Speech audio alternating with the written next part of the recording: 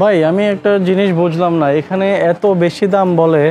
মানে আমাদের বাংলাদেশে আমরা দেখছি যে জুতাটা আমরা 4,000 টাকা বা 3,000 টাকায় দেখছিলাম, ওটা এখানে বলে হচ্ছে 7,000 7,500 টাকা।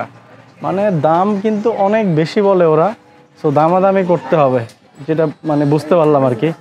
অর্ধেক দামেরও কম বলতে হবে, এরপরে শুরু করতে হবে, দামাদামি করে কিনতে হবে, নাহলে এখান থেকে কিনে যেতে যাবে না। যা বুঝলাম এখানে আসলে টুরিস্ট অ্যাট্রাকশন জায়গা, তো এই জন্য হচ্ছে আপনার দাম ওরা বাড়ায় বলে। মার্কেটে ঘুরতে ঘুরতে প্রচণ্ড ক্ষুধা লেগে গেছে, সকালবেলায় নাস্তাও করি নাই, তো এখন ভাবলাম কিছু খাই। তো সাথেই দেখলাম যে ম্যাকডোনাল্ডস, তো এই জন্য ম্যাকডোনাল্ডস ট্রাই করতেছি আজকে।